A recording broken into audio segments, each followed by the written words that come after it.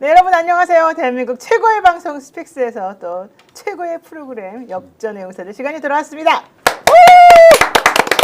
네, 이렇게 박수를 칠 때가 있고 안 칠 때가 있는데 박수를 칠 때는 제가 저도 모르게 흥이 막 올라오는 막 열받은 이제 이런 때입니다. 오늘 또 저와 같이 한번 얘기를 엄청나게 박진감 있게 나눠주실 세 분 모십니다. 특히 오늘 또 특별 게스트 우리 박선원 의원님 오셨고요. 안녕하십니까? 네, 안녕하세요. 네. 안녕하십니까? 네. 그리고 항상 이 스픽스에 항상 디폴트로 모든 방송에서 원하는 때마다 잘 나와주시는 우리 오창희 평론가 그리고 박지현 평론가 오셨습니다. 어서 오십시오. 네, 안녕하세요. 네. 네, 대한민국 최저평론가 박진입니다. 우리 박지현 평론가는 진짜 잘 삐지고 근데 또 그게 매력이고 제가 그냥 적응하고 있습니다. 나이는 똑같거든요, 제가. 네, 총선 때 우리 박진영 전 부원장님 오시는 것만 계속 봤는데요. 아, 그러셨구나. 정치를 배우려고. 맞아요. 아니 잘했습니다. 되게 식견이 뛰어나고 네, 식견이 뛰어나시다던데. 훌륭한데 네. 예, 조금 성격은 안 좋다. 실력 있는 사람이 그런 맛이 있어야 돼요. 맞습니다, 맞습니다. 자, 그런데 그 옆에 앉아 계신 분은요 실력도 있는데 성격도 매우 좋은. 맞아요. 인정합니다. 네. 네, 아유 제가 또 좋아하는 우리 오창희 평론가님. 우리 그 각종 민주당에서 하고 있는 여러 가지 독재에 항거하는 훌륭한 사람들의 또 이런 모임이라 그래야 되나요? 뭐 행사라 그래야 되나요? 예. 여기서 좀 많이 활동을 하고 계시지 않습니까? 저요? 네, 네, 지난번에도 뭐 대통령 이것도. 탄핵소추 관련해 가지고 좀 네. 하셨었죠? 토론회도 하시고.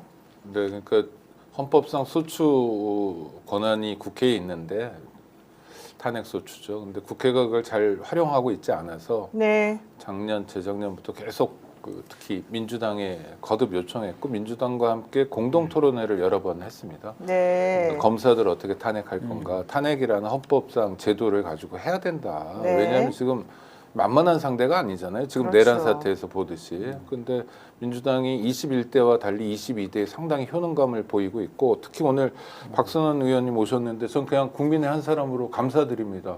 아이고, 어떤 반갑습니다. 장면, 아니 여러 가지 빛나는 장면이 있는데 그 중에 김병주 의원하고 같이 군부대를 직접 방문해서 네. 다 감옥에 간 사람들이긴 네. 하지만 인터뷰하시고 이런 거는 네. 기발하기도 하고 네. 또 시기도 잘 맞췄고 국민들이 정말 원하는 의정 활동을 해주셨어요. 그래서 야 정말 대단하시다 하고 전 그 장면 한번 박수 한번 보내드릴게요. 아 진짜로. 네.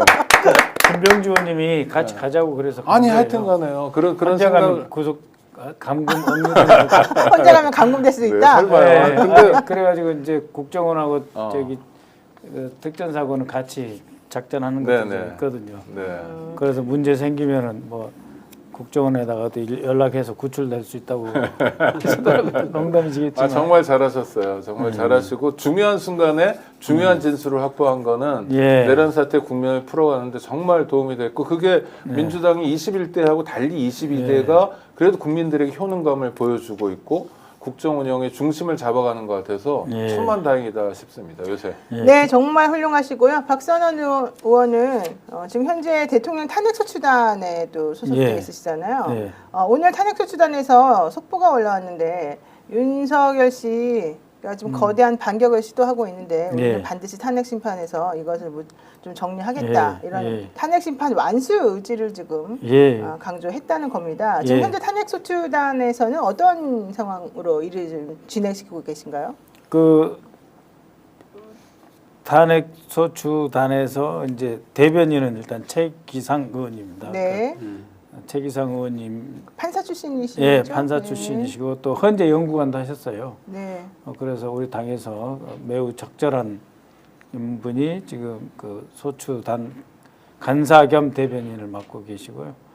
또 많은 의원님들 박범계 의원이나 이춘석 의원님은 이제 지난번에 한번 해 보셨고 또 박범계 의원님은 더 거슬러 올라가면 또 이제 노무현 대통령 탄핵 당하셨을 때 방어하는 쪽에도 좀 관여를 하셨던 것으로 제가 알고 있거든요. 그래서 네. 이춘석 그다음에 박범계 의원님은 이제 경험 지난 탄핵의 경험하신 것이 있고 또 이제 우리 검사 출신 이성윤 변호 의원님, 김기표 의원님, 또 저쪽 당의 박은정 의원님을 비롯해서 천하람 의원도 법률가더라고요. 그래서 네. 다 이렇게 그런 말씀하시면 좀 천하람 의문의 일패 같아요. 변호사는 맞는데 네, 모르셨구나. 연부 역강한 네, 네. 분들이 다 계시고 그래서 그 탄핵 소추 단이고 그 위에는 위원은 이제 우리 정청래 의원 한 분이시고 그다음에 오늘 이제 대리인 변호인들 그래서 대표 변호사님이 세 분이신데 김희수 대법관 하셨죠. 그리고 선임하셨군요. 예, 했고 그다음에 송두환 전 예. 인권위원장 계시고 이강권 변호사님 계시고 세 분이 이제 대표 대리인이신데 BLK 두 이강권 분, 변호사. 예, 맞습니다. 오늘은 두 분 참석을 해주시고 해서 또 진짜 실력 있는 다른 그 변호사님들 다 오시고 해가지고 아주 그 입장도 그렇고 또 현상 파악도 그렇고 논리도 분명하신 분들이 참여해서 아침 회의를 했습니다. 송도환 변호사는 헌법재판소 재판관도 했었습니다. 네. 예전에 경험이 많죠. 네, 탄핵 심판을 사실 저는 별 걱정은 원래 안 하는데 네. 문제는 안 받고 버티고 네. 뭐 계속 딴 얘기하고 이런 얘기 지금 이게 좀 문제인데다가 네. 그 석동원 변호사 측의 전략을 보니까 네. 뭐 탄핵 심판보다는 지금 내란수계죄에서 혐의를 벗겠다는 의지가 매우 강하더라고요. 예. 예. 그래서 지금 그들이 얼마나 잘할 수 있을지 좀 걱정이긴 합니다만은 어쨌든 헌재에서 그 보내는 통지서 같은 거 지금 전혀 수령하지 않고 있고 예. 또 공수처에서도 25일 날 대통령 네. 와서 소환 조사해라 그랬더니 이메일로도 보내고 그리고 우편으로도 보냈다는데 네. 우편으로는 안 받고 아직 이메일도 확인 안 한 것으로 지금 파악이 됐대요. 이렇게 그냥 버티면 되는 겁니까? 그럴 때 쓰는 말 있잖아요. 매를 번다고. 네. 매를 버는 겁니다. 저 사람의 지금 행태를 보면 네. 그것은 헌법과 온갖 법률을 다 위반해서 네. 대통령임에도 불구하고 내란을 일으킬 사람이라고 하는 것을 보여주는 거죠. 그렇죠. 이미 그렇죠. 내란 이후에도. 예. 자, 탄핵소추위원장인 정청래 법사위원장은 윤석열 탄핵이라는 역사적 소임을 다하기 위해서 우리가 이 자리에 모였다. 네. 앞으로 하루하루가 다 역사가 될 것이다. 탄핵소추단이 국민들의 열망을 이뤄내고 역사적 소임을 다하기 위해서 최선을 다해야 한다라고 말했고요. 또 박범계 의원은 윤 대통령이 지금 거대한 반격을 시도하고 있는데 거짓과 위선, 양심불량에서 더 나아가 도도한 역사의 물결을 뒤덮으려고 하고 있다. 우리가 끝까지 긴장하자 이런 얘기했습니다. 대리인단의 공동대표를 맡고 있는 송두환 전 국가인권위원장 이 사태에 대해서 뒤늦게 변명하고 어떤 부분은 왜곡을 하면서 반격을 시도하는 움직임이 끊이지 않고 있다. 우리가 만전을 기하겠다. 걱정하지 말아라 이런 얘기도 하셨습니다. 그래서 저희는 좀 든든하고요. 솔직히 말하면 박은정 의원도 사실은 며칠 전에 저희 방송 나와셔서 예. 나는 윤석열이 어떤 식으로 방어할지 다 안다. 예. 나는 그자의 그 사람의 여러 가지 꼼수나 사고방식을 너무 정확히 알고 있기 때문에 열심히 최선을 다해가지고 자기가 할 수 있는 걸 다 보여주겠다 이런 얘기도 해서 저희들이 좀 보겠습니다. 그런데요, 오늘 엽전 영사들에서 이 주제에 박선원 의원님께 안 여쭤볼 수가 없어서 죄송하지만 여쭤보겠습니다. 예. 13일에 과방위에 나왔던 김어준 씨가 예. 그 암살조 관련 발언을 했습니다. 본인이 제보를 받았다. 그리고 네. 그 제보를 한 쪽이 사실은 정보사 쪽이었다. 이런 얘기 이제 나중에 확인이 됐는데요. 중요한 게 당시 그 김어준 씨가 얘기했던 것들에 대해서 민주당에서 이제 확인을 한다고 그랬었는데 우리 의원님 측에서 그거 조금 신빙성이 낮다는 식으로 좀 발표가 난 것으로 이렇게 또 보도가 됐었습니다. 근데 또 알고 봤더니 그것이 아니었다. 이래가지고 조금 서로 오해가 있었던 것도 있는 것으로 얘기가 돼서 좀 여쭤볼게요. 정확하게 무슨 상황이었는지를. 예, 그 우리 김어준 공장장이 네, 총수가. 예, 총수가 그 국회 과방에 나와서 이제 5가지 주요 발언을 했지 않습니까? 그랬죠. 깜짝 놀랐어요 그날 예, 다. 예. 그러고 나서 김병지 의원과 박선원 의원에게 확인해 봐라. 뭐 또 자기도 확인 안 하겠다 이렇게 됐어요. 맞습니다. 근데 제 방에 보좌관이 있는데 국정원 출신이면서 저하고 옛날에 그 아프가니스탄 인질 사건 해결하러 목숨을 건 제 동지 같은 후배가 있어요. 네, 그 네. 영화로도 나왔습니다. 영화 그 교섭의 예, 주인공. 교섭. 예. 그분을 보좌관으로 지금 예. 같이 일하고 계신 거예요? 예. 오, 예. 예, 이 보좌관도 이제 테러 전문가고요. 테러 전문. 예, 그래서 이거 딱 보면은 이제 분석을 하거든요. 그래서 그쵸. 김어준 씨가 말한 거는 일종의 이제 첩보를 우리가 획득한 것으로 보고 그래서 수집하고 분석하고 판단하고 대응하고 이 네 단계가 있거든요. 네. 첩보를 수집하면은 우리가 일하는 방식이에요. 그게 계속 그 사이클이 돌아갑니다. 그렇죠. 수집, 분석, 판단, 대응 이렇게 들어가는데 이제 우리 보좌관 입장에서는 저건 우리 의원님이 나한테 이야기 안 하신 건데 뭔가 해가지고 바로 분석을 한 거예요. 그 자리에서. 그래서 첫 번째는 그 한동훈 사살. 네네. 네, 그거에 대해서는 판단 유보. 네. 네.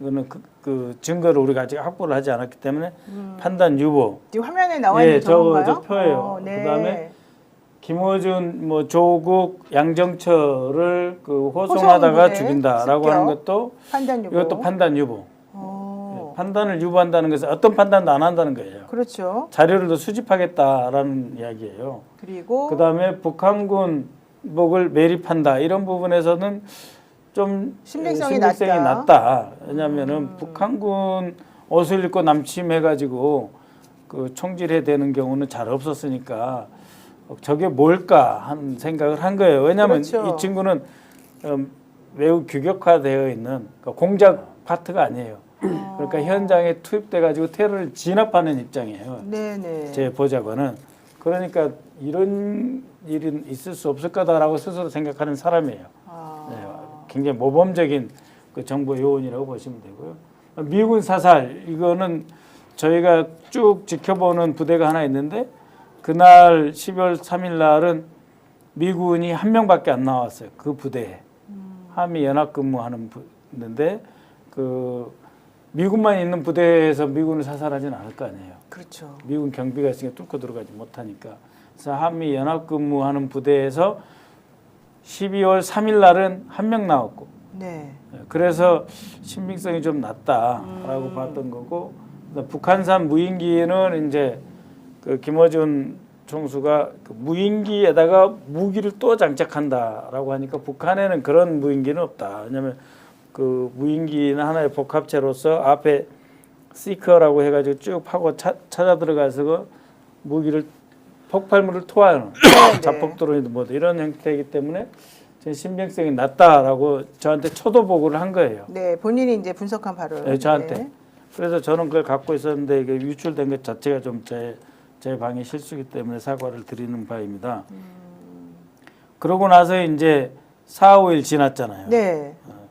근데 한동훈 대표도 어떤 암살 위협을 느꼈다고 저는 판단을 하거든요. 본인도 전화를 받았답니다. 예, 그러니까요. 네. 그런 점.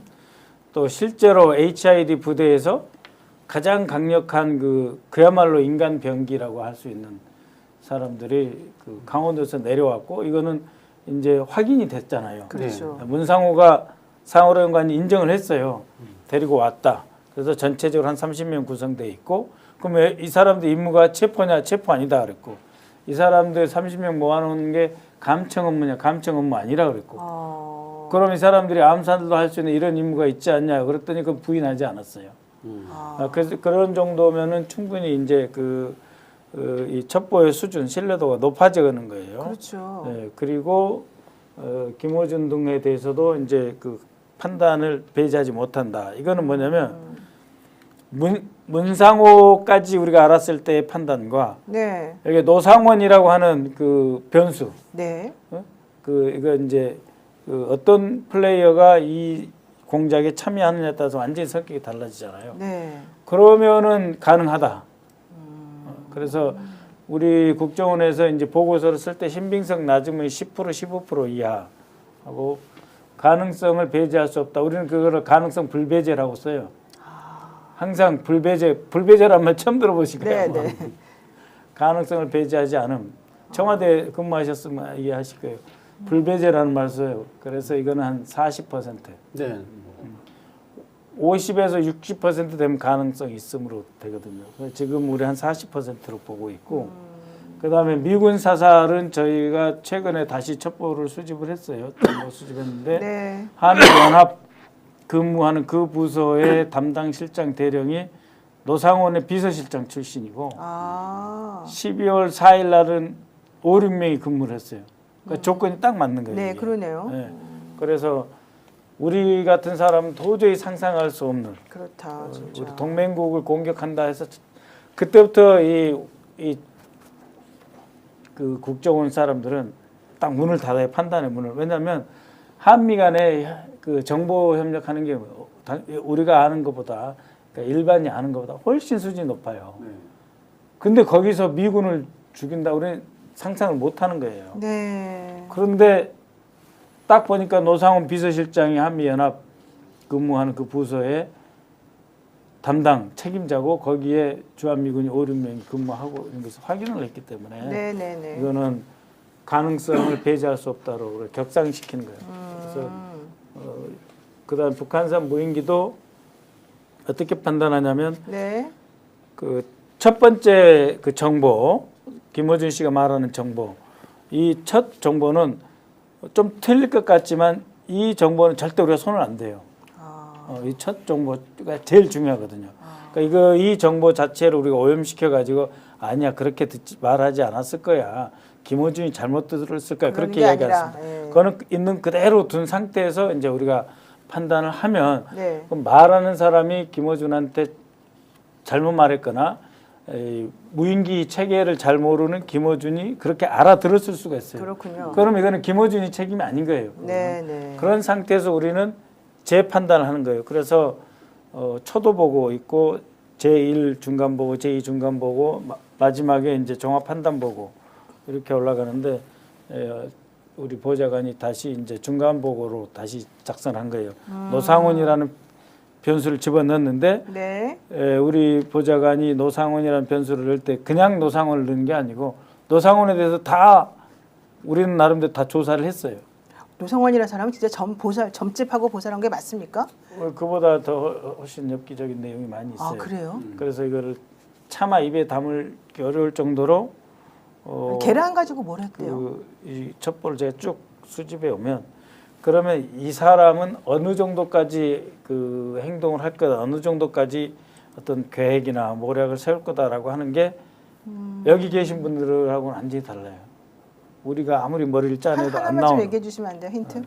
아니 그러니까 지금 미군하고 연합 근무지에 그 HID나 누구를 투입을 해가지고 죽여버리고 북한 행동이라고 해서 미국이 북한을 폭격하게 만든다고 하는 그런 얘기까지 나온 거군요. 그런 상상을 할 수 있는 사람은 정말 우리 군에서 이 사람밖에 없을 거예요. 노상훈밖에. 대단하네. 네. 자, 게다가 오늘 또 나온 얘기 중에 하나가요. 네. 문상호 사령관 또 네. 김모 정모대령이 롯데리아에서 만나서 모의를 했다 그랬잖아요. 선관위 장악 지시를 그때 받았었대요. 그래서 네. 노태학 선관위원장을 비롯한 직원들에게 두건을 씌우고 케이블 타이로 묶는 것까지 얘기가 네. 나왔다고 하더라고요. 네. 그 얘기 아셔요? 그거를 이제 우리 김병주 의원님이 이제 아. 매우 상세하게 제보를 받았어요. 그래서 네. 김병주 의원님 그렇게 이제 말씀하신 것은 저는 이제 일단 동의를 하고요. 그게 다가 아닐 거다 저는 생각을 하는데 이 사람들이 지금 이제 들통이 나니까 자기들이 선관위 간 거는 부인할 수 없는 사실이잖아요. 그쵸? 그러니까 선관위에 지금 제한해서 말 맞추기를 하고 있고 그거에 맞춰서 저는 이거 이제 역정보라 그래가지고 미스인포메이션이라 그래요.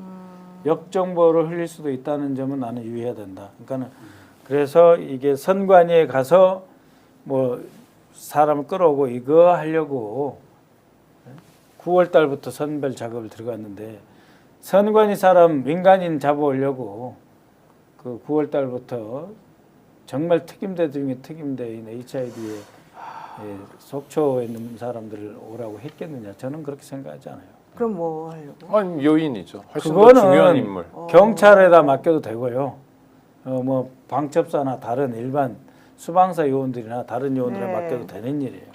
그러면 저는 다른 거다고 그러니까 봐요. 훨씬 더 중요한 다른 인물을 게 뭐예요, 그러면? 노렸다. 아니, 다른 임무가 이제 뭐 사회 소요, 혼란 이런 거죠. 예를 들면은 이제 12월 4일 1시 20분 경에 김용현이 노상훈한테 전화를 했고 그다음에 아침이죠, 새벽이죠. 같은 날 2시간 후 3시 20분에 다시 노상훈이가 김용현한테 전화를 했어요. 그러니까 처음에 그때는 가결이 돼서 이제 뭐가 남았느냐, 뭘 또 할 수 있겠느냐 이런 것을 아마 김용현이 노상원한테 뭐뭐 남았어 뭘 해야 되지 이렇게 지시를 했다고 보고 네. 그거를 체크해가지고 2시간 후에 노상원이가 더 해야 된다. 뭐 뭔가 더 할 수 있다는 이야기를 했고 그때 김용현이가 아이고 좀 더 있어봐. 아, 이거 더 이상 지금 어떻게 더 하냐 이런 말을 한 것으로 제가 파악을 하고 있거든요. 그렇군요. 그러니까 그 안에 안 들어 있는 거예요. 선관위 거는 이미 지나간 일이에요. 이제 선관위를 가지고 무슨 노상훈이하고 김용현이하고 추가 공작이나 어떤 추가 행동에 대해서 이야기하지는 않는 거다. 다른 선택지를 놓고 이야기를 했을 것이다라고 저는 확신을 하고 있기 때문에 네. 지금 선관위 건물을 중심으로 해가지고 마치 그 공작만 하기 위해서 HID와 방첩사와 노상훈이가 이렇게 투입해서 한 거다고 저는 절대 보지 않아요. 그러니까 그거는 뭐 디폴트였고 더 큰 걸 노렸을 오히려 것이다. 지금 네. 이제 문상호가 체포됐다가 긴급 체포됐다가 풀려났잖아요. 네. 풀려났다가 다시 이제 체포됐잖아요. 그 사이에 문상호가 뭘 했겠냐. 그래서 그거는 뭐 말 맞추기와 증거 조작밖에 없는 거죠. 저는 그런 상태에서 여기저기에 이제 정보사가 우리는 선관위에서 다 끝났어요. 무슨 사살조예요. 뭐 이런 거거든요. 그래서 저는 그렇게 보지 않는다. 그래서 지금- 김병주 의원도 하나만 네. 추가하면 김병주 네. 의원도 1차 임무라 그랬어요. 음. 김병주 의원님도 이게 다가 아니고 김병주 의원님 말씀도 첫 번째 임무가 그거다라고 했는데 저는 그것도 별로 믿지 않습니다. 그렇군요. 알겠습니다. 지금 어쨌든 중요한 거는요. 노상원 전 정보사령관이 노태악을 확인하면 된다라고 얘기했다고 경찰의 진술을 그 정보사 소속의 정무대령이 지금 했다는 얘기예요. 이게 계엄 이틀 전에 있었던 그 롯데리아 회동에서 게다가 여인영 방첩사령관이 정치인 14명의 체포를 지시했다는 증언이 있었었는데 노태악 중앙선거관리위원장까지 포함해서 25명의 사진을 보여주면서 실질적으로 이름도 적어주면서 이 사람들을 꼭 잡아라 뭐 이런 내용을 얘기했다. 근데 그게 바로 노상원의 말이었다, 지시였다 이런 내용이 지금 나오고 있어서 사실은 이게 보통 심각한 사안이 아니었던 것으로 지금 판단이 됩니다. 그렇기도 하고 한편으로는 이 노상원이 합법적인 계엄 활동이 아니라 애초부터 내란 반란으로 기획되었다라는 증거기도 합니다. 이 사람 그렇습니다. 자체가.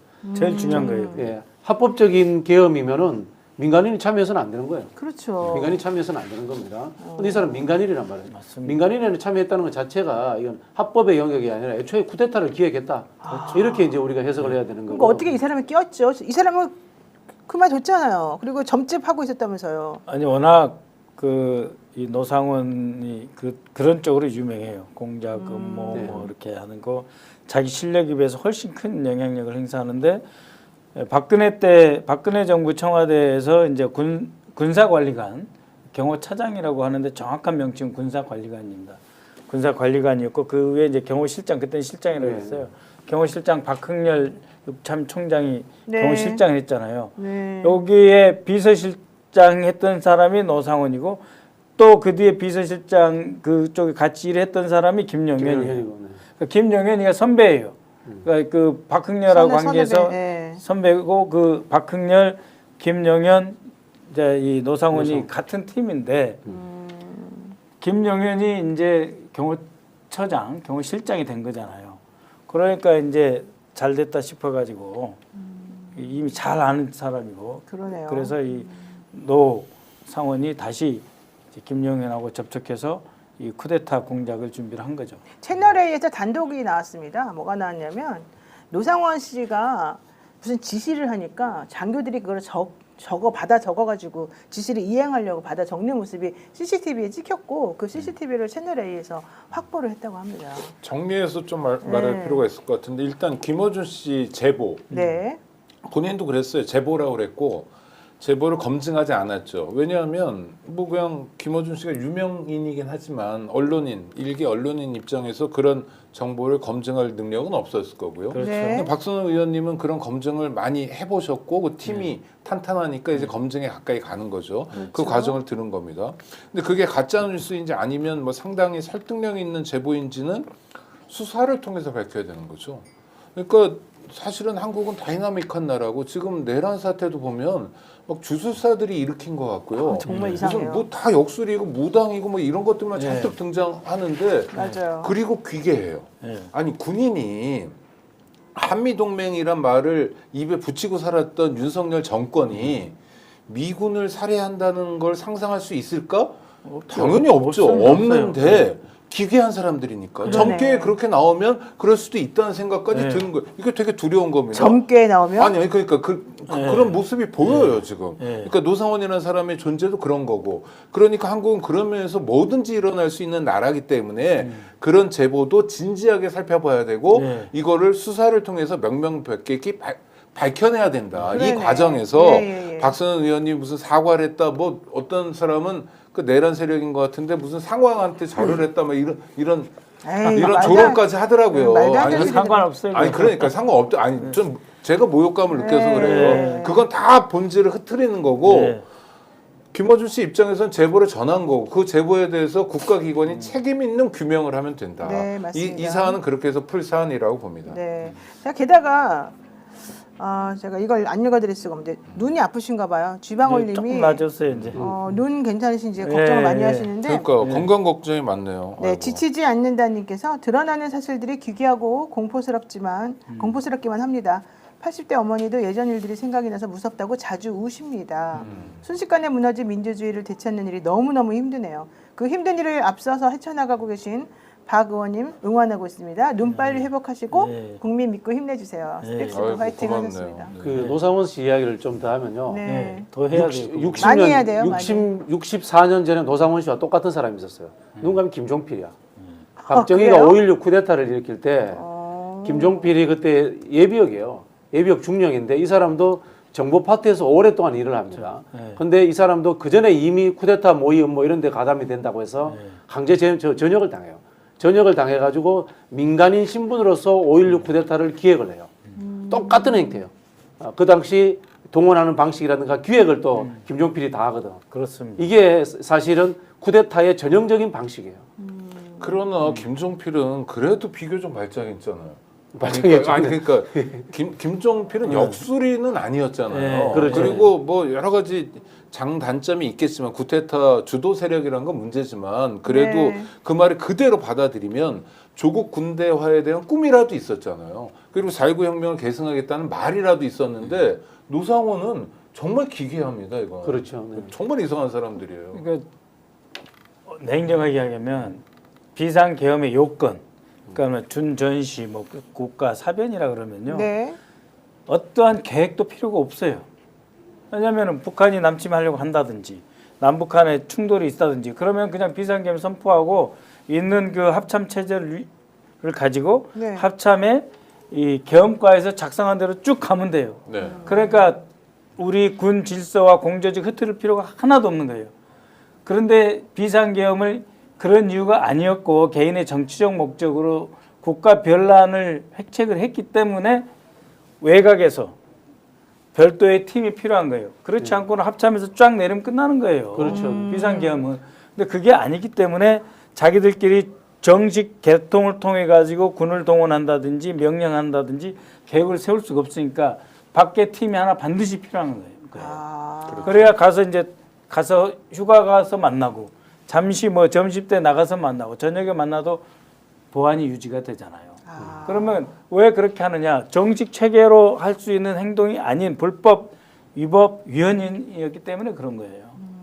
그러니까 내란 세력들이 범죄를 저지르겠다는 의사가 명확히 있었다는 거. 그러네요. 그렇습니다. 범죄를 의도했다는 그렇습니다. 게 이런 대목에서 그 확인되는 점입니다. 거죠. 네, 그게 그 매우 점이 중요한 중요해요. 부분이네요, 네. 진짜.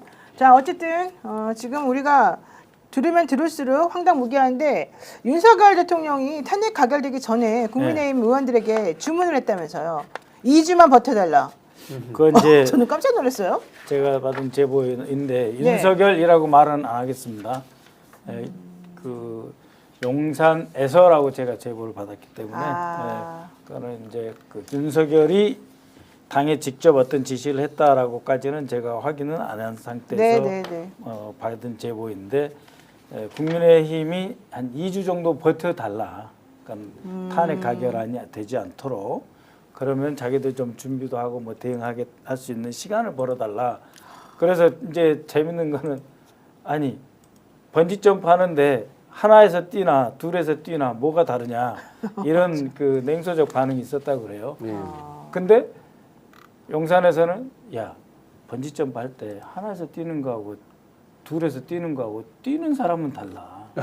밖에서 보는 거는 뭐 그렇다 쳐도 하나 둘 해서 뛰는 거나 하나에서 뛰는 거나 뛰는 거잖아요. 그렇죠. 근데 뛰는 사람 저는 번지 점프를 한 번도 안 해봐서 잘 모르겠습니다만 하나 할 때 확 뛰는 거하고 그래도 하나 둘에서 뛰는 거가 다르다는 거예요. 그 짧은 시간에 뭔가 준비도 하고 뭐 이렇게 계획도 세울 수 있다. 그래서 자기들한테는 중요하다 하는데 제가 염려한 것은 그 2주 말미를 달라고 한 게 네. 당에다만 그랬겠냐 이거예요. 네. 만약에 그 내란 국무회의를 주재한 사람이나 참석자들에게도 그런 요청이 들어갔다면 이거는 이야기가 달라진다는 거죠. 네.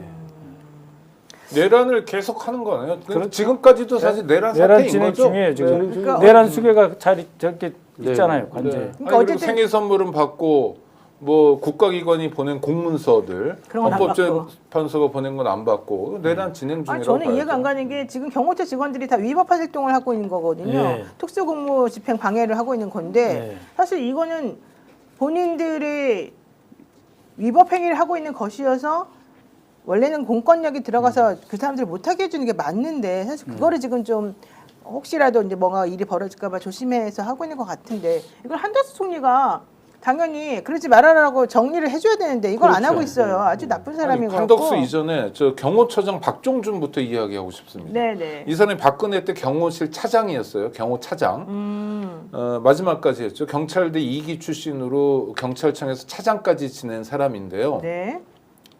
이 사람이 내란 사태 때 여러 가지를 하는데 그중에 가장 중요한 게 내란의 밤 저녁 식사를 윤석열이 경찰청장, 경찰청 차장 등과 먹을 때 불렀다는 거예요. 아. 언론은 그밖에 안 나오지만 지금 이 관저를 둘러싼 상황들 보면 박종준은 훨씬 더 중요한 역할을 하고 있는 것으로 보입니다.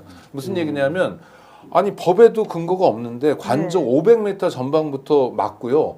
1인 시위도 못하게 하고요. 기자들이 근처에 가는 것도 못하게 하고 카메라 들이댈까봐 차벽을 세우고 차벽 사이로 혹시 보일까봐 해가지고 옷가지로 막아놓는 일까지 해요. 그걸 그렇죠. 경찰을 통해서 하는 거거든요. 그러니까 자기가 경찰에 대해서 안정적인 영향력을 갖고 있기 때문에 가는 겁니다.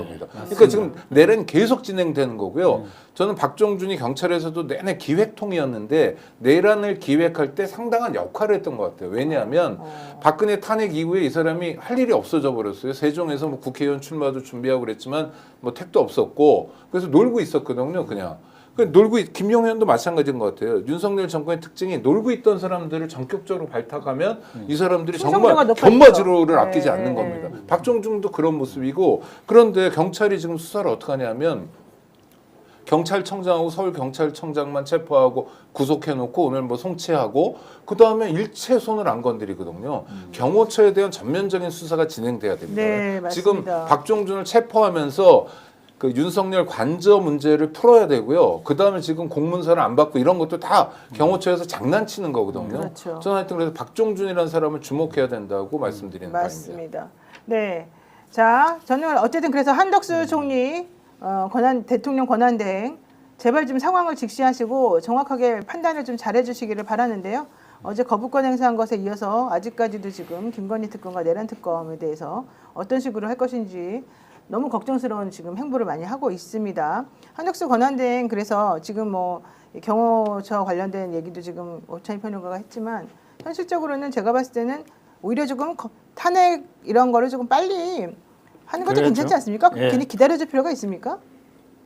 아 한덕수 총리에 예, 대해서요. 예. 그거는 원내대표단이 판단을 아, 제가 저- 거기까지 선을 놓으면 조심스러우시군요. 근데 그런 그 역설이 있어요. 지금 처음에 그 윤석열 그 용산 장악한 세력이 이제 MB계였는데 네. MB 사람들이 많이 오세훈 캠프 쪽으로 갔다는 설이 있어요. 예. 아. 그러고 나서 그 공간을 박근혜 쪽에서 이제 채웠는데 그 누구죠? 정호성. 정호성인가? 네, 문고리. 네, 문고리. 네. 네. 그 사람이 하고 이게 다 박근혜 쪽하고 연결이 되는 거예요. 음. 김용현도 그렇고 다 연결이 되는데 정호성이가 자기 대통령을 탄핵시킨 윤석열을 보내버리려고 그런 거 아니냐라고 하는 네, 그럴 정도로 엑스맨설도 나오고 있습니다. 그 자기들끼리는 좀 분위기 알 거예요. 나한테 또 뭐 명예훼손 어쩌지 마세요. 예. 알겠습니다. 네. 네, 서를 이야기하는 거니까. 좋습니다. 박선원 의원님 지금 네. 은상호 사령관 관련해 가지고 사실은 되게 중요한 얘기들 하셨는데 오늘 구속영장이 청구가 됐습니다. 네, 청구됐죠. 이 사람이 사실은 거짓말을 했더라고요. 한번 그 싱크 보고 얘기하겠습니다. 노상원 알아요, 몰라요? 잘 모릅니다. 예비역 소장 64 41기 노상원 모른다고? 소령 때 1년 딱 근무한 적이 있습니다.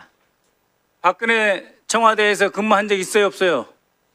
본인 있습니다. 1년 근무했습니다. 근무했죠? 예. 노상원 씨 그때 경호차장 했죠? 그렇게 기억하고 있습니다. 근데 몰라요? 그리고 김용현 장관 소개해 준 사람이 노상원이죠? 그렇지 않습니다. 그래서 김용현하고 매우 잘 알죠? 전혀 제가 장관님이랑 처음 이번 정보사령관 유임될 거라는 확신을 노상원과 김용현을 통해서 알았죠?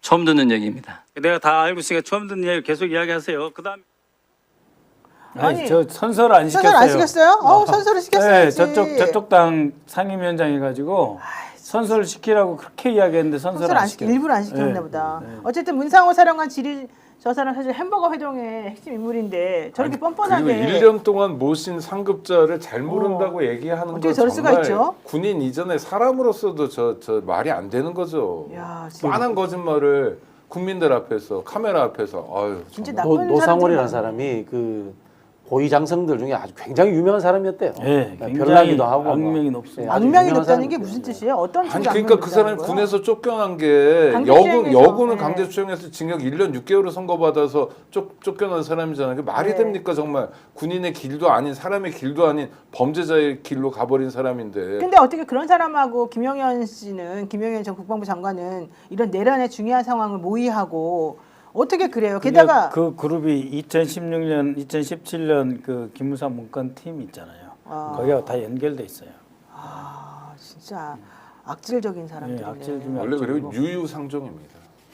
정말 나쁜 그런 사람들. 사람들끼리 놀기 마련이에요. 거기에 좀 네. 이성적인 판단이나 네. 뭐 선공사하거나 애국애족하는 마음을 가진 사람이 있으면 낄자리가 없잖아요. 그러네요. 그러니까 그런 악질들끼리 모여가지고 악질 우두머리가 윤석열이고 그러면. 내란을 하는 거죠. 그러면 좋아요. 이거 정말 중요한 질문인데요. 그 윤석열 대통령은 네.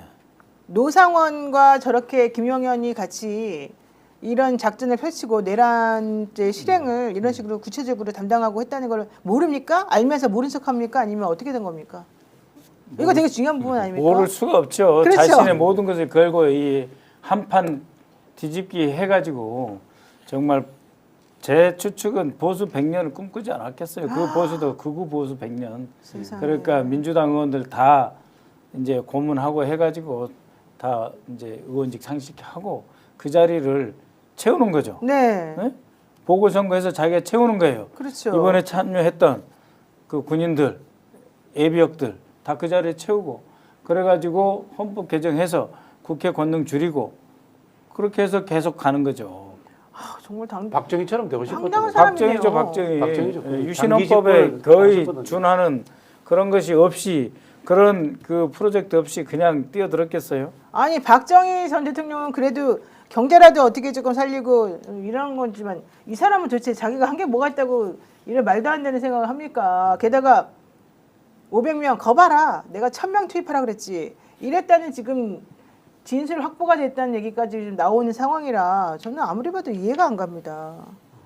박정희나 전두환이 쿠데타하는 상황들을 보면요. 네. 실제로 인사라든가 여러 가지 부분에서 본인이 이제 위기에 몰리기도 했었거든요. 네. 그때 뭐 서울에 보면 영화에도 나옵니다만은 사실 윤석열도 생각을 해보면은 내가 대통령직을 임기를 끝내더라도 민정사상 불소추 특권이 없어지면은 나를 그냥 두지 않겠구나 다음 정권이. 바로 그거군요. 이런 생각할 수 있는 거죠. 이런 네, 생각에서 네, 그럼 네. 뭐야?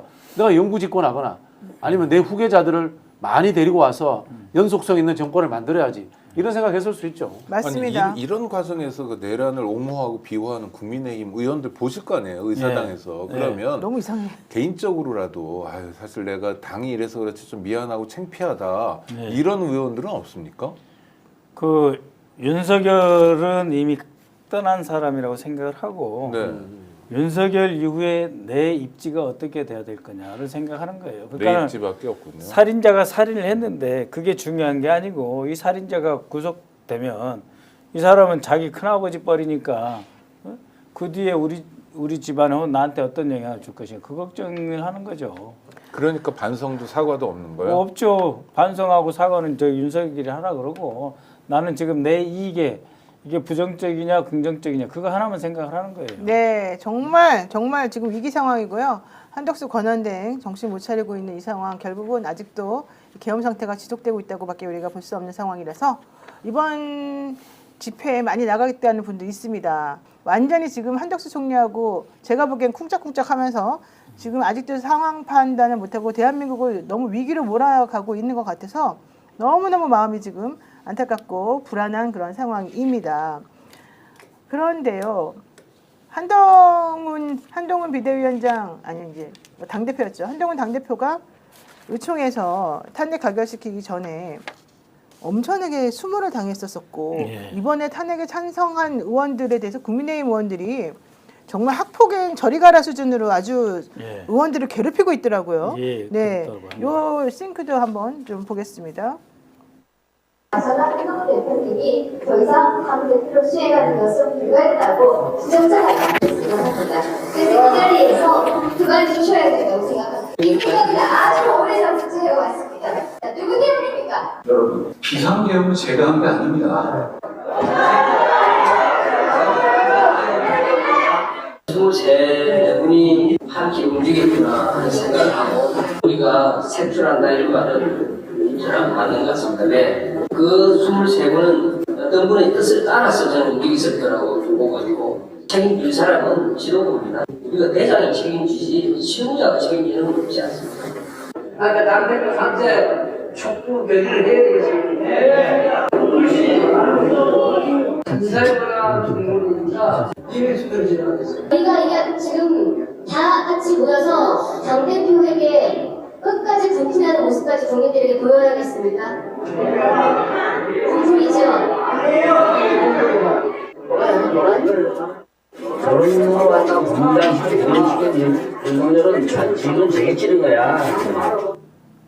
네, 국민의힘 비공개 의총입니다. 탄핵이 가결된 이후에 지금 저런 격앙된 모습들이 나왔는데요. 저기서 나오는 발언들이 정말 저는 상상 초월이네요. 또라이야 또라이 뭐 이러면서 그 물병까지 던졌다 뭐 이런 얘기가 있는데 실제 그거는 뭐 사실인지는 모르겠습니다만. 굉장히 그 순화된 부분만 공개되어 더 센 발언들이 많이 있었군요. 한 사람 목소리는 제가 알아듣겠습니다. 김민정? 여성 의원 누군지는 알겠습니다. 김민정? 네. 아니 근데 내란이 진행되는 그 순간에 국민의힘 의원들이 그 카톡방에서 무슨 얘기를 주고받나가 공개되고 있잖아요. 네, 그렇죠. 그런데 그때 이 사람들이 어떠냐면 우왕좌왕하면서 지도부여 말씀해 주세요밖에 없어요. 그렇죠? 나 어떻게 해야 돼요? 그리고 뭐 자기 판단도 없고 그냥 오더만 받으려고 하는 사람들이에요. 그러다가 지금 박 의원 말씀하신 것좀 약간 자기들에게 불리한 앞으로 정치적으로 어떻게 또 헤쳐나가지 하니까 한동훈을 잡아먹는 그때는 굉장히 용감해지는 거예요. 맞아요. 그러니까 위법한 내란 사태에서는 아무 말도 안 하는 사람들이 갑자기 이런 판에서는 용감해지고 막 상대를 자극하고 어떤 여성 의원 보고 아니 그게 또라이라는 게 사람에게 할 말이 아니거니와 남성이 여성에게 할 말도 아니고요, 그렇죠? 네. 그 여성은 제 생각엔 초선 의원 어떤 분 같은데 중진이 할 말도 아니고 왜 그러냐? 윤상현이든 나경원이든 또 홍준표는 뭐 그 자리에 없지만 여러 사람들이 지금 다 멱살 잡혀 있잖아요. 명태균에게 추경호 대표적이고 20억. 그래서 이 사람들이 자기 보신 때문에 정말 헤어나오질 못하는구나. 이건 정치 세력으로서의 최소한의 존재 이유도 없고 의미도 없는 집단이 돼버렸다는 걸 스스로 보여주는 것 같아요. 전 정말 이번 기회에 일망타진 해야 된다고 봅니다. 그 권성동 대표가 정말 황당무계한 말들을 많이 하는데요. 이번 탄핵이 헌재에서 기각되면은 발의 표결한 의원들은 처벌해야 된다. 그러니까요. 정말 황당해요. 직권남용이다 이런 이야기했는데요.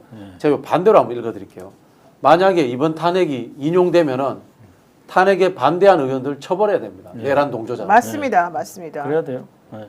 근데 어떻게 저런 말들을 저렇게 아무렇지도 않게 하죠? 그러니까 임기가 앞으로 3년 이상 남았다. 그래서 시간을 벌어야 된다는 거고 그 다음에는 내 지역구에서는 내가 살아남을 수 있다라는 사람들이 이제 친윤인 것 같고 내 지역구에서 이렇게 가다가는 좀 어려워 하는 사람들은 이제 친한국은 거기에 더해서 이제 비례대표 일부 이쪽이 이제 이 상황을 조금 더 객관적으로 보는 것 같고 뭐 세상이 다 뒤집어져도 내 지역구는 문제 없다 하는 사람들은 윤석열이 어떻게 되든지 간에 앞으로 내 입지만 보장이 되면 되니까 여기서 이제 더 잘 지키고 버티자 이런 쪽이 이제 결국은 내란 동조 세력으로 되는 거 아닌가 그렇습니다. 생각해요. 그래봤자 자기들의 길은 대구 경북 자민련이 되는 거잖아요. 그렇죠. 네. 아 그래도 좋다. 나는 국회의원을 유지할 수 있으니까. 아니 그러니까 한번 네. 저기 두 분이 한번 생각을 해보세요. 23표라 그러잖아요. 네. 23명이라 그러잖아요. 그러니까 자기들은 85표밖에 안 나온 거예요. 네. 그러면 맞아요. 그러면은 네. 특정 지역에다가 그 부울경의 일부 이쪽으로 넘어올 거. 네, 네. 하다가 이제 수도권에 한두 석 더 하면은 85석이 되지 않겠나. 네. 제가 그 부울경에 네. 찬성표 찍은 2명 의원 아는데 발설을 못 하겠습니다. 네. 사적으로 들어가지고서. 네. 네, 댓글에 이상한 글이 올라서 제가 하나만 정리를 해드립니다. 권영봉님, 박선영이 이사장이 물방초 발기인인 노영이가 노영이 변호사가 맞나요 하셨는데 아닙니다. 뭔 말이에요?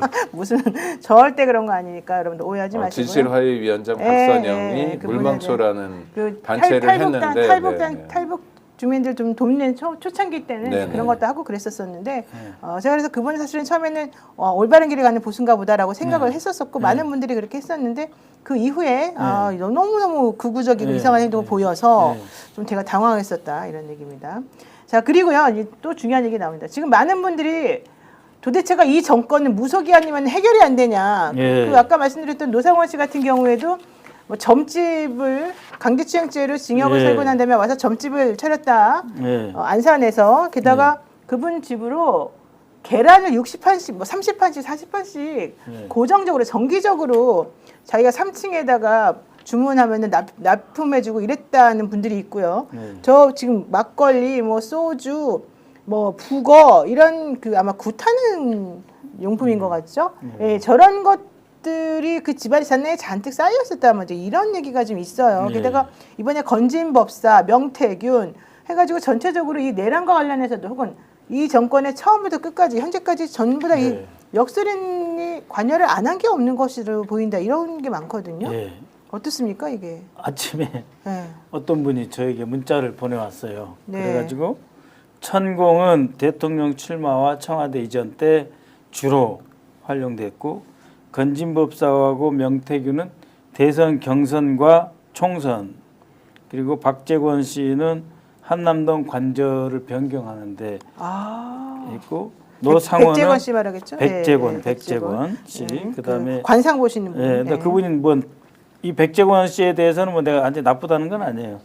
그 한남동 관저 변경에 관여하지 않았겠나 하는 거고 노상원은 비상계엄 선포를 하는데 있어가지고 어떤 논리적 근거라든지 극우파가 쓸어버려야 되는지 하는 그런 그 분노와 이렇게 극우 번색 플러스 지금이 때다라고 하는 거를 이렇게 설파하는데 이 사람이 워낙 이 말이 좋아가지고 노상원 씨가 네, 말이 좋아가지고 그 박흥렬 경호실장 밑에 이 사람이 원스타의 군사관리관인데 이 사람 눈치를 장관이나 현역 투스타, 쓰리스타가 봤다고 할 정도로 이 사람이 남의 힘을 이렇게 활용할 뿐만 아니라 말로 이렇게 현혹시키는 게 대단한 능력을 갖고 있다 그래요. 그래서 문재인 정부 때 그때 이 사람이 그 사령관을 이미 2개를 했었어요.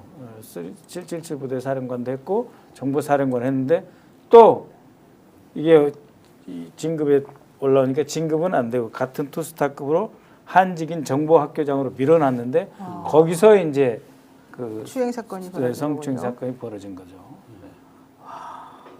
그러니까 저질들이에요. 예.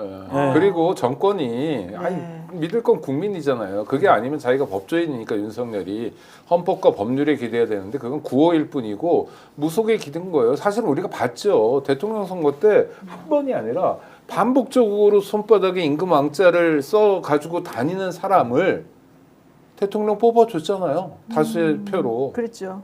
우리 국민이 죄송합니다만 국민이라고 뭐 성역은 아니잖아요. 우리 국민이 이런 사태를 자초한 게 아닌가. 이재명 싫다고 민주당 싫다고 문재인 정부 실패했다고 해서 윤석열을 택한 결과가 정말 미워서 투표하면 안 되고 감정적으로 투표하면 안 된다는 걸 윤석열 일당이 보여주는 것 같아요. 나는 근데 생각할수록 너무 황당하게 사실 이번에 정영식 재판관이 자기 주심으로 된 것도 본인들이 열심히 기도해서 된 덕이라고 믿고 있다. 이런 첩보도 있지 않습니까? 그러니까 나 하도 어이가 없어가지고 또 웃는다 뭐라고 하지 마세요. 진짜 하도 어이가 없어서 헛웃음이 지금 나오는 겁니다. 아니 그러니까 박근혜가 좀 억울한 것 같아요. 너무 억울하죠. 이거는요. 너무 억울합니다. 너무 억울하죠. 최순실, 그러니까 박근혜. 최순실 국정농단에 비해서 최순실보다 훨씬 더 강력한, 그렇죠? 군 출신의 이런 사람들이 득실 이글대면서 내란 사태를 만들었잖아요. 박근혜가 군을 동원하지도 않았으면 자기 아버지가 했던 일이지. 그렇죠. 그리고 정치를 오래 한 사람이잖아요. 그러니까 야 박근혜 속으로 좀 억울하겠다 이런 생각도 들어요. 아니 어이구. 근데 경제가 그런데도 망하지도 않았어요 그때. 아니 그런데도 왜 국민의힘 의원들은 이렇게까지 윤석열 씨를 그렇게 옹호하고 막 계속 그러는 거예요? 본인들이 그렇게 하는 게 정말 소신인 겁니까? 아니면 자기네들도 뭔가 이해관계가 있기 때문에 그런 겁니까? 이번에 저는 건진법사 영장이 기각된 걸 보고 깜짝 놀랐는데 사실 영장이 발부가 됐었어야지 그 폰에 들어있는 수많은 사람들의 정보도 확인이 되고 그 라인들이 좀 살아날 것 같고 특히 지금 명태균 씨 핸드폰에서는요 전화번호가 9만 개가 나왔대요. 그리고 지금 나와 있는 뭐 통화만 15만 개가 넘는 게 나왔대요. 전부 다 사실은 다 그쪽 당 의원님들과 혹은 뭐 지방 건진법사 관련된 핸드폰도 사람들이거든요. 확보가 됐다고 저는 들었는데. 그러니까 건진법사 핸드폰도 세대였는데 그게 네. 확보가 됐대요. 네네. 그랬는데 그것들을 가지고 이번에 영장을 청구한 건 아니고 네네. 영장 청구할 때는 이제 정치자금법 위반 1억을 받았냐 안 받았냐 가지고 2018년 하니까 일이죠. 이제 그거에 대해서 저기 판사가 영장 발부 판사가 그거는 조금 아직 소명이 덜 됐다. 1억을 받는지 안 받는지 모른다. 그래서 기각을 시켰다는데 그래서 불편해요. 그래서 제가 이상한 거예요. 건진이 원래 구속 심사 받기 전에 뭐라고 했냐면 내가 구속되면 사실은 여기 나와 있는 건 다 깔 수 있다 이런 취지로 말을 했거든요. 그러니까 그럼 해줘야죠 그러면. 불편한 게 뭐냐면 저는 네. 검찰이 법기술을 부렸다는 생각이 들어요. 일부러 증거를 네, 그렇죠. 허술하게. 왜냐하면 건진이 지은 범죄가 200개쯤 되는데 그 중에 하나 아주 오래전 거 하나 1억짜리만 가지고 그것도 맞아요. 제대로 소명하지 않은 상태에서 우리는 건진도 체포해가지고 구속 영장을 청구할 수 있어라고 쇼로 보여주는 거. 그런데 풀어준 건 법원이니까 우린 잘못 없잖아. 우린 다시 수사해서 영장 청구 다시 할 거야라고 쇼를 하면서 네. 아직도 내란 세력에 동조하는 모습을 우리 검찰이 보여주는 것 같아서 굉장히 불편하고 썩 좋아 보이지 않아요. 아 정말 이상해요. 근데 워낙 첩보를 많이 갖고 계시니까 지금 사실 검찰에서요 공수처로 윤석열과 이상민에 대한 수사를 넘기기로 했지만 자료도 하나도 안 넘기고 아직까지 아무것도 안 되고 있다고 합니다. 결국 또 이제 기소할 때는 네. 또 검찰의 손을 빌어야 한다고 그러니까요. 하잖아요. 네. 그래서 지금 검찰이 저러고 있는데 그래서 이제 우리는 빨리 특검이 돼야 해야 됩니다. 되는데, 네. 네, 특검을 하면 네. 거기에 뭐 명태균, 뭐 건진까지 다 해야죠. 사실 지난번에 그 박주민 의원이 명태균 씨 만나러 가서 예. 한국폰 확보 관련해 가지고도 아마 좀 생각을 했던 것 같은데 물어보니까 어차피 이제 특검 가면 검찰이 안 주더라도 네. 그 폰은 확보되는 건 다 우리가 받아올 수밖에 없지 않겠네 이런 얘기를 하긴 하셨어요. 그러니까 이게 사실 시간 문제인데요.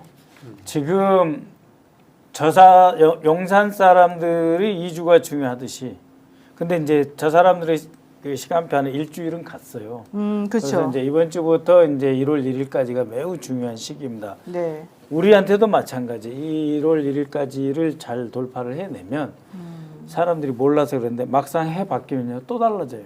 그거는 이미 아직 이 그 윤석열이가 이제서 지금 꿈을 깨고 있을 텐데 우리도 청와대에서 우리 대통령님 탄핵 소추 당하셨을 때 그 외롭고 힘든 시절을 겪었거든요. 아무것도 못해요. 그 위에 보고도 못합니다. 그 안보 상황 이런 것도 다 저기 고건한테 가서 보고를 해야 되고 문서로. 고건 총리 그때. 네, 그리고 다 그 장관들도 그 집무실 용산 자체를 못 가요. 갈 수가 없어요. 그렇군요. 네. 그러면은 관저에 한남동 관저에만 있는데 나갈 수 있느냐 마음대로 나가지도 못해요. 그렇죠, 그렇죠. 그런데 그 노무현 대통령은 그래도 법과 원칙을 지키려고 했던 예. 정권이라 그러지만 윤석열 정권의 대통령실 예. 관계자들이 그렇게 노무현 정권처럼 신사적일까 그러지 않을 아니 것 그러니까 그게 네. 매를 버는 거라고. 아, 네. 저 하나 질문이 있습니다. 햄토리님께서 노상원 핸드폰 기록 좀 찾아봐 주시면 안 됩니까, 의원님? 대통령 관저에 저 얼마 전에 용달이 막 들어가고 그랬던 날이 있었거든요. 네. 그날 구술했다고 하던데요. 그건 모르겠습니다.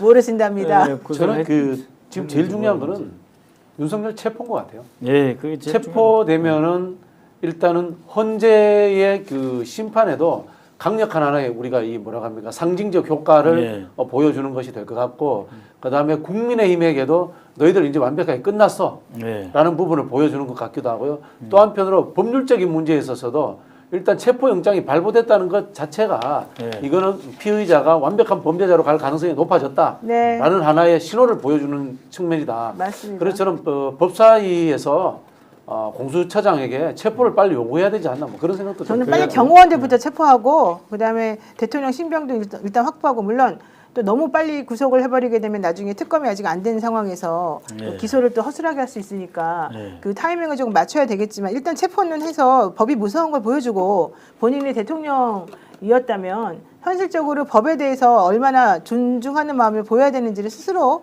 그동안 얘기했던 걸 지키도록 한번 하는 것도 필요하지 않겠나 생각이 듭니다.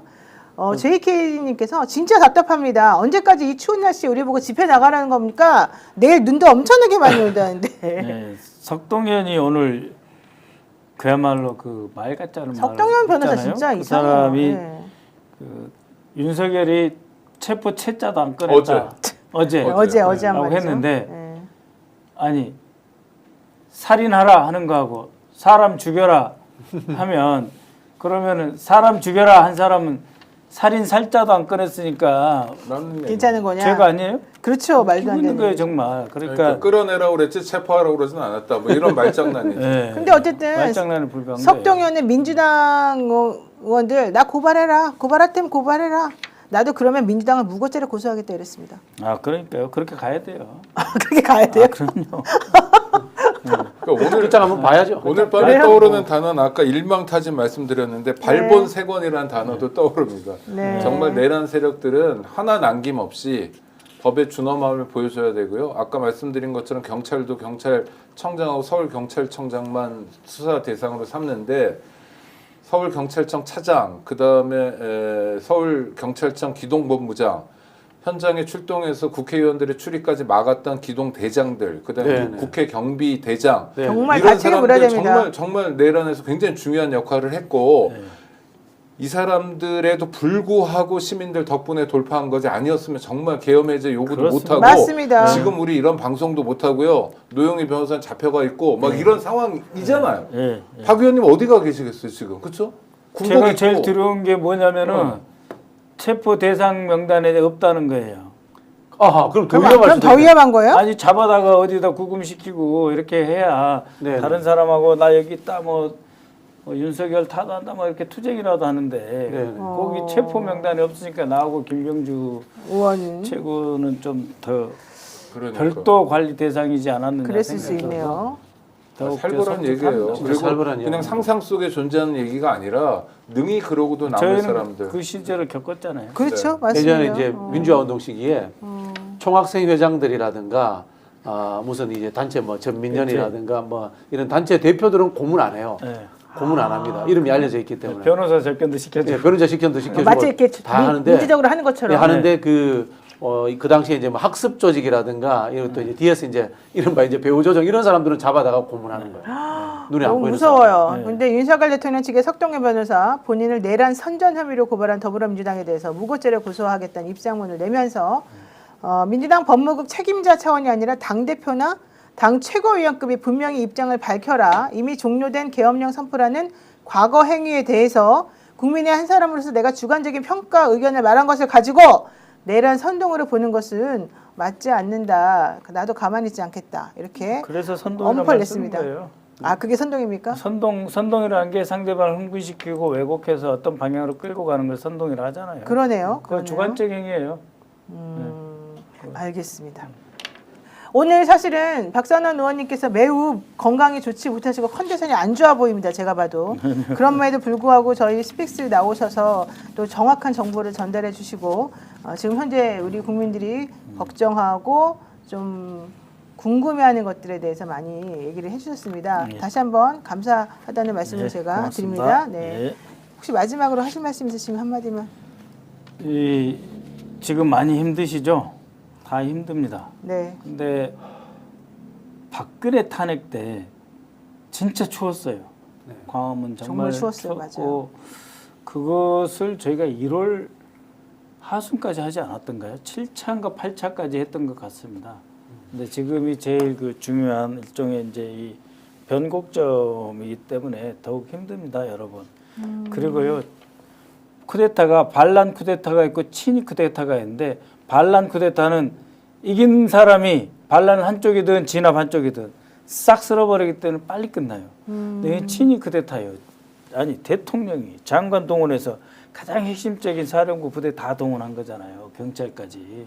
그리고 사실은 비상계엄만 한 게 아니라 비상계엄하고 경비계엄을 같이 했다고 보시면 되는 거예요. 네, 네. 그러니까 이 상황이 어려운 거예요. 어렵기 때문에 더욱 인내심과 함께 이것을 돌파하겠다는 의지가 중요합니다, 여러분. 네. 박근혜 때보다 더 확실하고 더 위험한 일이기 때문에 조금 더 힘을 모으셨으면 하는 바람입니다. 네, 맞습니다. 나경원 의원이 오선의 나경원 의원이 내가 계엄 해제하러 사실은 국회 가고 싶었는데 야당 지지자들 이 사람들이 나를 못 가게 해서 못 갔다 뭐 이런 취지를 말하는 거 보고 제가 깜짝 놀랐습니다. 그들은 아직도 그런 생각을 좀 하고 있는 것 같고 국민의힘 의원 누구도 사과한 사람이 없습니다. 사실. 아니, 가결하러 들어오신 의원님들은 19명 계세요. 그렇죠. 그분들은 자기도 계시죠. 들어왔으면 됐지 네. 무슨 이야기입니까? 근데 어쨌든 그런 식으로 지금 그 이후에 권성동 원내대표가 원내대표 된 이후에 국민의힘이 점점 더 아주 극단적으로 지금 가고 있는 것 같고 그래서 국민의힘의 여당 중진도 살짝 이런 말 했답니다. 우리 당 너무 걱정이다. 우리 당 너무 극우스러워지고 있다. 황교안이 국회에 나와서 부정선거 얘기하도록 판 깔아주는 그런 정당이 되다니 너무 안타깝다. 이런 얘기 지금 했다는데 이게 그만큼 어려운 싸움이 돼버렸다. 이걸 제가 여러분들한테 꼭 드리고 싶습니다. 말씀을. 여러분들 건강 조심하시고요. 오늘 또 저희 방송 여기까지 마치겠습니다. 고맙습니다. 감사합니다. 감사합니다.